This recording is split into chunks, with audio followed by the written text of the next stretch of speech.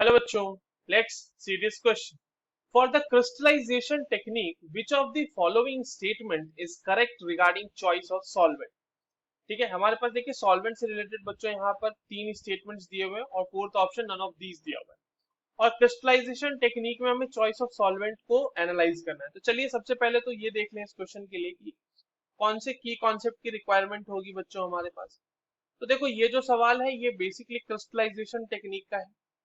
Crystallisation technique से क्या करते हैं बच्चों, प्योरिफिकेशन करते हैं, है ना। प्योरिफिकेशन ऑफ कंपाउंड्स करते हैं जहां पे हम एक कंपाउंड का क्रिस्टल बना के निकाल लेते हैं। तो यहाँ पे आपको क्या मिलेगा, यहाँ पे आपको प्योर क्रिस्टल मिलेगा, pure crystals of a compound. एक कंपाउंड का हमें प्योर क्रिस्टल मिलेगा, कंपाउंड। और उसको बनाते कैसे हैं, by cooling a hot saturated solution of an impure sample। ठीक है, impure sample of compound, ठीक है, impure sample in suitable solvent। देखो सॉल्वेंट जो है ना बहुत ही इंपॉर्टेंट रोल प्ले करता है क्रिस्टलाइजेशन टेक्निक में। अब एक एक करके देखो, जो ऑप्शन है उन्हीं को हम लोग पढ़ते हैं और समझते हैं कि क्या सही है या फिर यह गलत है। जो पहला ऑप्शन कह रहा है कि solvent should dissolve the impurities. देखो सॉल्वेंट जब हम लोग यूज करते हैं ना बच्चों, इसका जो बेसिकली टेक्निक है या फिर आप इसका ये कह लो कि ये टेक्निक किस चीज पे बेस्ड है, तो यहाँ पर होना चाहिए डिफरेंस, एक बहुत ही अप्रिशिएबल डिफरेंस होना चाहिए, डिफरेंस ऑफ सॉलिबिलिटी होनी चाहिए।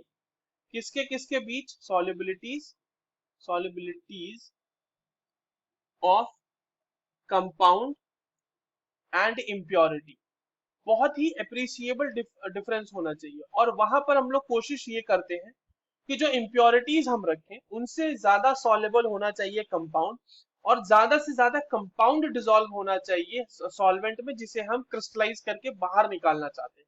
तो अगर वो सॉल्वेंट जो है वो इम्प्योरिटी को डिसॉल्व कर लेगा बच्चों, तो हमारा क्रिस्टलाइजेशन का जो प्योरिफिकेशन टेक्निक है वो उसका पर्पस डिफीट हो जाएगा, हमारे पास इम्प्योरिटीज फिर से आ जाएंगी क्रिस्टल में। तो ये वाला स्टेटमेंट तो सही नहीं है। हमसे करेक्ट स्टेटमेंट पूछा गया, ये ध्यान में रखना है।